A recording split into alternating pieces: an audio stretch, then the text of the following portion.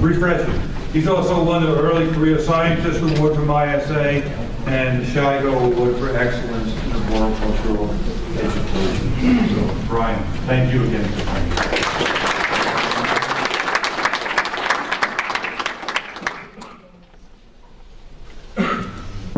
Okay, thanks everybody for being here, and I'd like to cover this an introductory topic, and this is going to be kind of the first part of really what's normally a 2 or 3 part talk.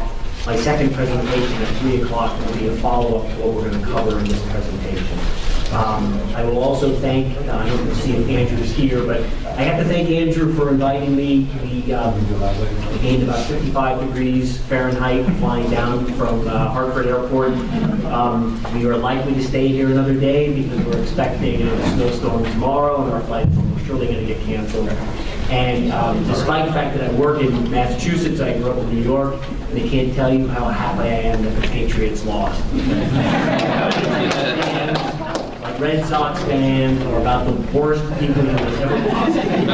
I apologize if there's any of you in the audience here, but you would have already thrown something at me before I got halfway through that statement, so I really don't feel it. So, before I get started, I'll just acknowledge a couple of funding sources. As researchers, we wouldn't be able to do work without funding sources. And so the Tree Fund has been very supportive of my work, and the National Urban Community Forestry Advisory Council. Andrew and I have been working on a grant together with them as well. And all the people you see listed there who have helped out in some way. I have a really unusual job of looking after giving this presentation, but we wouldn't be here if it weren't for them. And to answer Bob's question about the Massachusetts Arborist Association professor, that's just a fancy way of saying that the National Arborists helped pay my salary at the university, so they basically created an endowment. So I have to put them up there because otherwise I get slapped on the wrist. And because I'm very grateful. If you guys have questions, I'm going to be around until the bands leave this afternoon. You can ask me questions at any point, just not during the presentation because I have to cram a lot of material into a short period of time. But you can always email me if you have questions. Rob, instead of points. Yeah, I'm sorry, I didn't say this, I'm sorry to interrupt you, man. But what we'll do is we'll hold our questions until the end of the session, and then we're going to get everybody set up on the panel. Roger. Perfect. And if you think of a question later, feel free to email me. I'm on sabbatical this semester, so you're going to get a response that says I'm not going to respond right away. That is highly likely because I'm trying to cut down on checking email 40 times a day. But I will respond to you at some point. So feel free to do that. If you are interested in what's going on in the world of arboriculture at UMass and you're on Facebook, you're more than welcome to join our Facebook group. So several key points from this first presentation. We can summarize the entire presentation into a very short sentence, which is that first bullet point there. Failure occurs when the loads on a tree exceed the load-bearing capacity of that tree. And another way of saying this is when the stress that's applied to that tree exceeds the strength of the wood in that tree. Okay, so that's one key thing we're going to try to emphasize. Second thing is, at some load or at some applied stress, all trees will fail. This is why you guys, and I can tell you this, have experienced lots of tree failures with hurricanes. Up north, we get snowstorms and ice storms, or if you're in the Midwest, southern Midwest, you get tornadoes. At some wind speed or amount of ice or snow, every tree is going to fail. So you can't eliminate the likelihood of failure unless you cut the tree down, and we try not to remove every single tree because we bring that many trees around. So keep that in mind when you're thinking about risk assessments and likelihood of failure. There's always going to be some load that's going to cause a tree to fail, regardless of whether it's defective or not.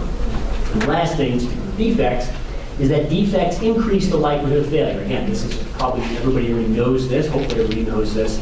But we're going to talk a little bit about the end of this presentation about how they do that. So they reduce the load-bearing capacity, which is what actually increases the likelihood of failure.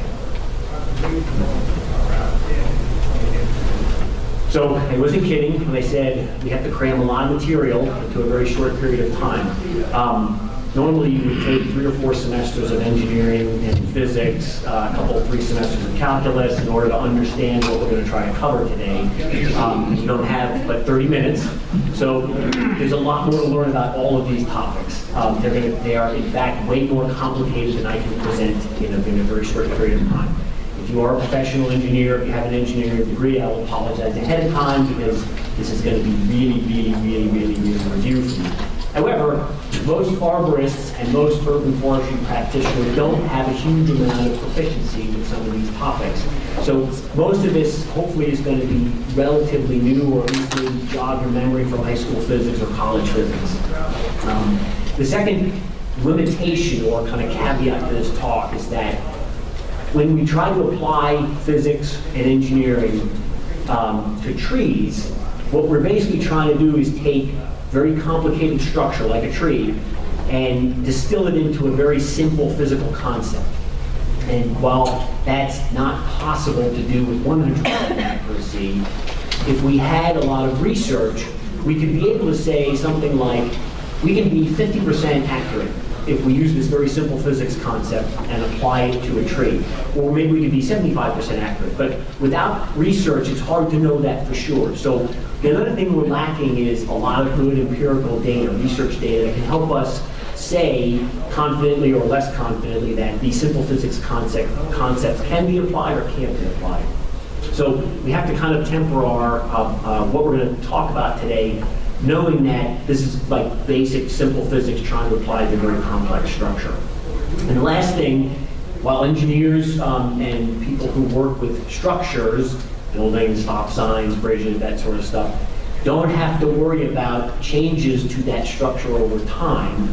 Anybody who deals with the tree knows that not only does it lose its, or most of them lose their leaves every year, but they grow, they change size, they change shape, they lose branches, new branches grow. So we have to balance the basic physics with basic tree physiology.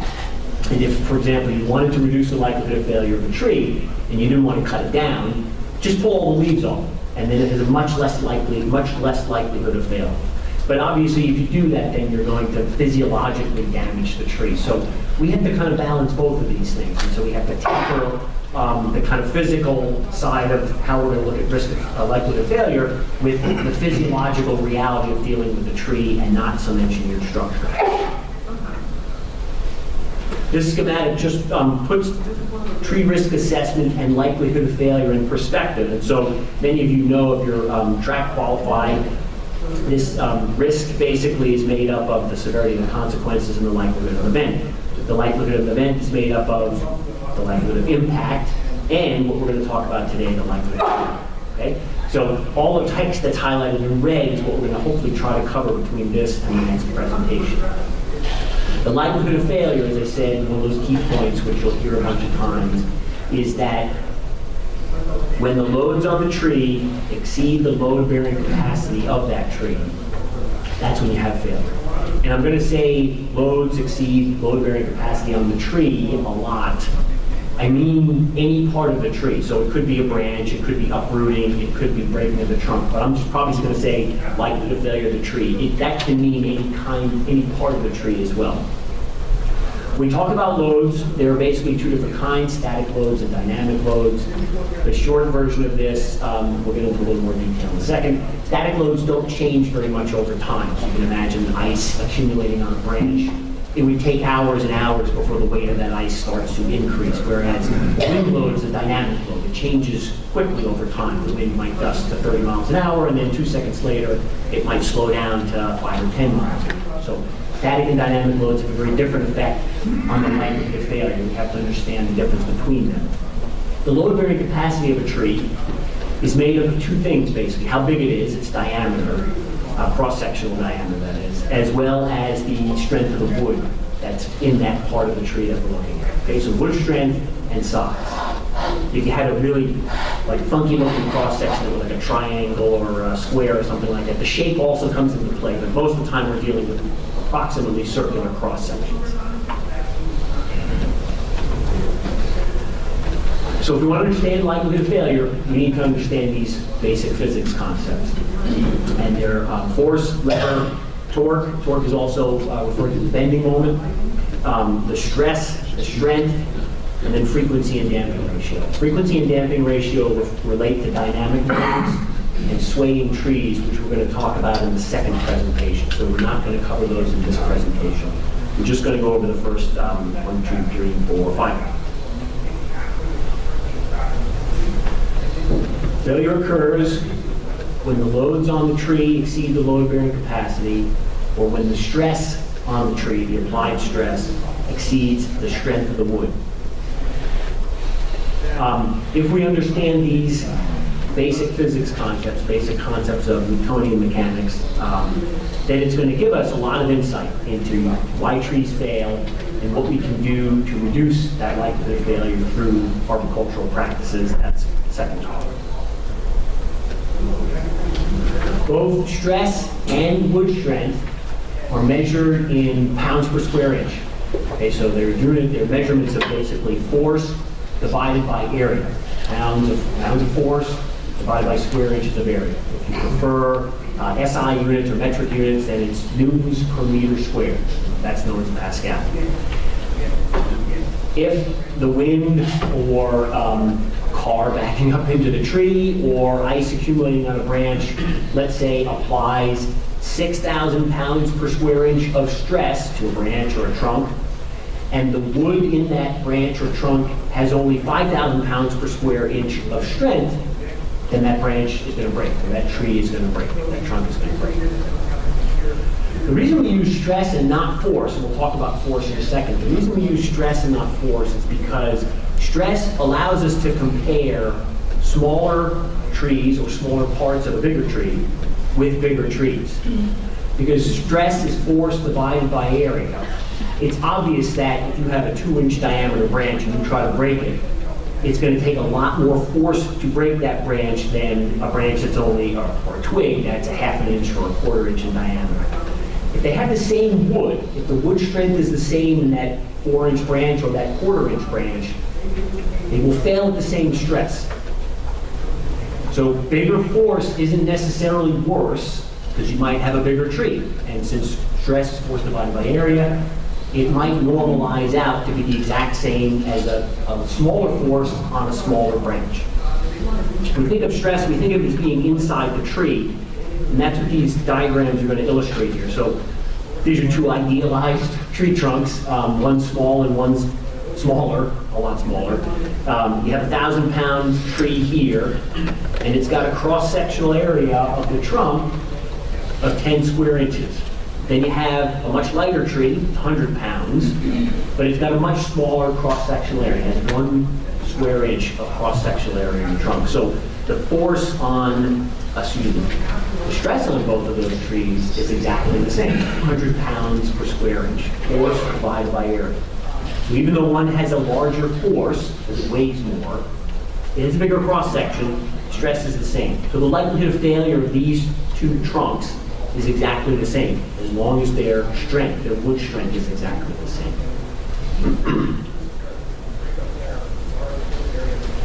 When we think about wood strength,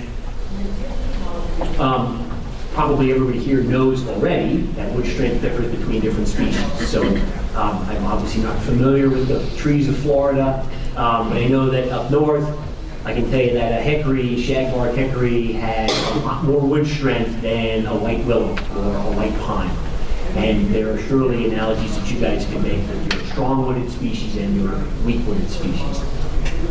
Wood strength also differs by the growing conditions. So a red maple growing up in Massachusetts could have very different wood strength from a red maple growing here in Florida.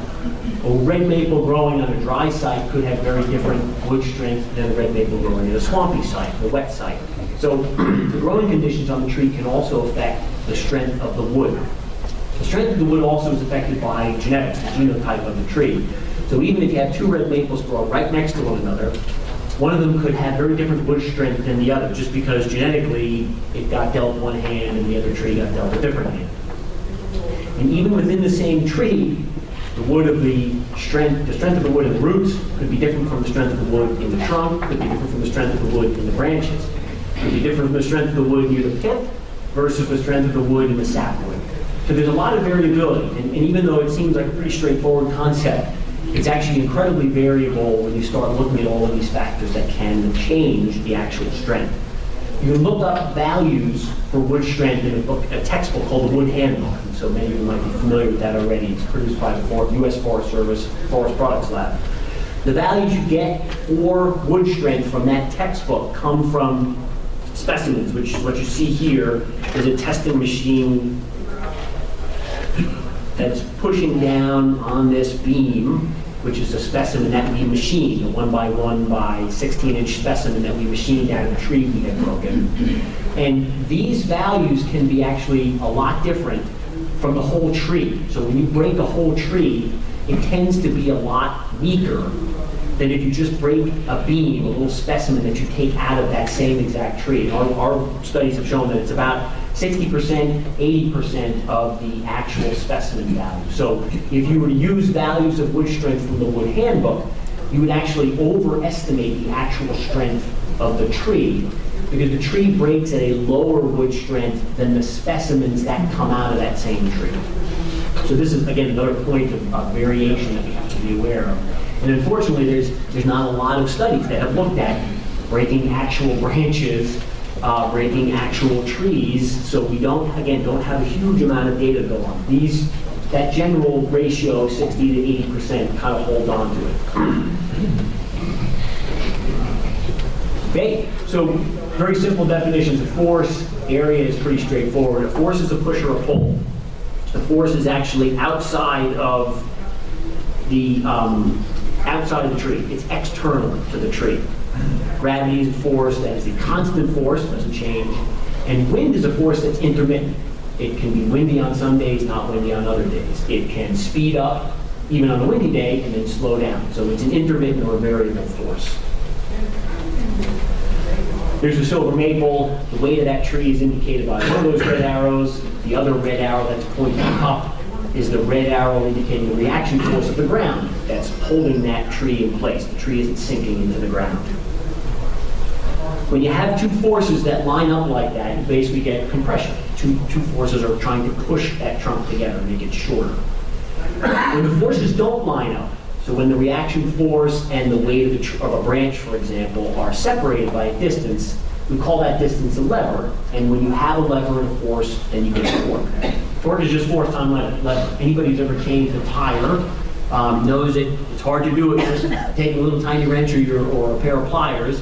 You have a big, long tire iron because you're getting a lot of leverage. This is the same exact concept. You're applying a force out here, but the lug nut is over here, and so you've got that distance, that's your lever. This is the same exact type, same concept. The torque, or the bending moment, is force times lever.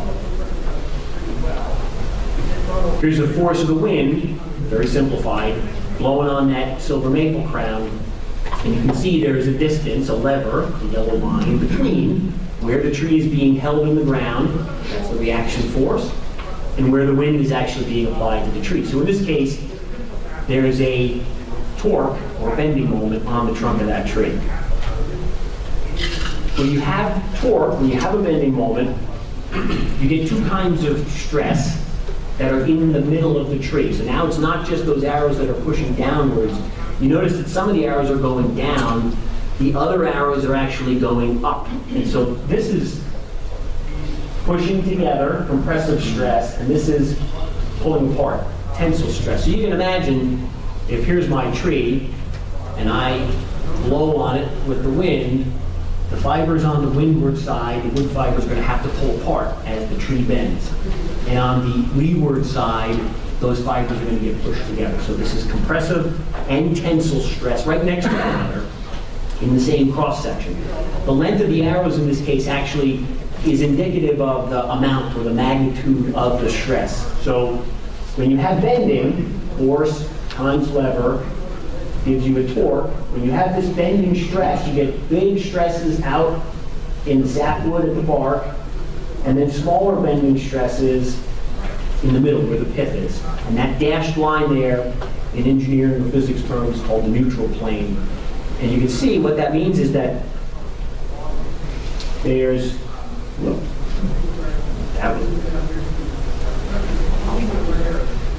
Where those tensile and compressive stresses meet,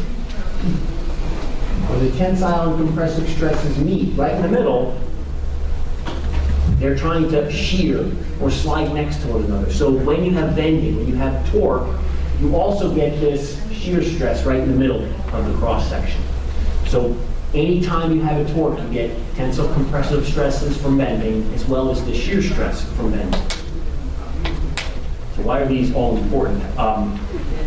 The reason these are important is because when you have different kinds of stresses, the strength of the wood that responds to each of those stresses can also be different. So unfortunately, in addition to wood being really variable, depending on what kind of tree it is, where it's growing, and what part of the tree you're looking at, branch, trunk, etc., the strength of the wood also differs by what type of stress it's responding to. So in bending, wood tends to be pretty strong relative to shear stress. Wood is about 8 times stronger than in bending than in shear. However, wood is about twice as strong in tension, if you're trying to pull it apart, as in compression, if you're trying to push it together. So there's multiple ways trees can fail depending on which type of stress exceeds which type of wood strength. How many people have seen trees that look like this, broken branch, right? How many people have seen trees like broken branch like this, okay? This is shear stress right here. You notice how the crack is right in the middle of the branch? That's where that neutral plane is. So where the tensile and compressive stresses meet one another, they're basically sliding next to one another, causing the shearing stress. So this branch, we can argue about whether it actually failed or not. It didn't fail in bending. The bending stress did not exceed the bending strength of the wood because it didn't break off, but it clearly failed in shear. So the shear stress that was applied to this branch exceeded the shear strength of the wood in that particular branch. In this case, this is bending failure. Okay? This is called a green stick fracture if you're a medical person. This is bending failure, and you get this kind of nice, kind of pulling apart, tensile pulling apart fibers. In this case, the shear stress did not exceed the shear strength of the wood, but the bending stress exceeded the bending strength of the wood. So multiple types or modes of failure corresponding to bending stress versus shear stress. And there's also tensile and compressive stresses just from the weight of the tree, etc. So trying to keep it, again, relatively straightforward. I hope you can see, I'm sure you can, because I know this is kind of complicated. There's lots of different things that we have to think about. When engineers are dealing with structures, when they're building a structure, they anticipate all the different types of stresses and anticipate the loads, obviously. And they build the structure in such a way that they can make sure that there's no one weak link. There's no one spot that's more likely to fail because of shear or because of bending. They actually can design structures in this way. We don't have the luxury of doing that, obviously. The tree is doing what it's going to do. But it's important for us to understand this because different conditions can lead to different modes of failure. So just really quickly, this shear failure occurred during a snowstorm. Okay? A snowstorm, again, static load for the most part because the weight increases very, very slowly. It doesn't increase quickly. As that happens, the shear stress is more easily overcome depending on, the shear strength of the wood is more easily overcome by the shear stress, depending on the exact geometry of the branch. So if you had a branch with really long taper, the stress in shear might be greater than the stress in bending. This would be advanced stuff that we could have to spend a lot more time thinking about. But you can try to work on this if you were trying to predict likelihood of failure for different situations. Okay, so last thing here now about defects. One of the most common defects is decay, and this is also probably the one that's easiest to visualize in terms of how a defect can change likelihood of failure. So with decay, the loss in load bearing capacity is going to happen in one of two ways, or it could happen in both ways. So if you have a hollow cross section, there's less area. Stress is force divided by area. Decrease the area, increase the stress. That's pretty straightforward. Even if you don't change the load, the force on the tree, if you reduce the area, force stays constant, area goes down, that means stress goes up, okay? The other way that can happen, even if this were an entire cross-section, so let's say there's no hollow, but all the wood was decayed. So in that case, the stress wouldn't change, because there's the same amount of area, the same amount of force, but now, since decay organisms have reduced the strength of that wood, likelihood of failure increases. Not because the stress increased, but because the wood strength decreased. So failure occurs when stress exceeds strength. So defects, like decay, can change the area, reduce the area, increase the stress, or they can reduce the strength of the wood, basically. Decay is a good example. Other defects operate in a similar way. It's just a little bit easier to visualize with decay. So here's our two cross sections. Now we've got 1,000 pounds divided by 10 square inches, 100 pounds per square inch. We'll put an area of decay here. So now our area is only 5 square inches, and we have 200 pounds per square inch. That's just a clear illustration. Okay, so just quickly summarizing. Failure occurs when the loads exceed the load-bearing capacity or when stress exceeds the strength. At some point, if the loads are large enough, anything is going to fail. Force times lever is torque. That induces bending stress as well as shear stress. And decay and other defects increase likelihood of failure by increasing the stress or decreasing the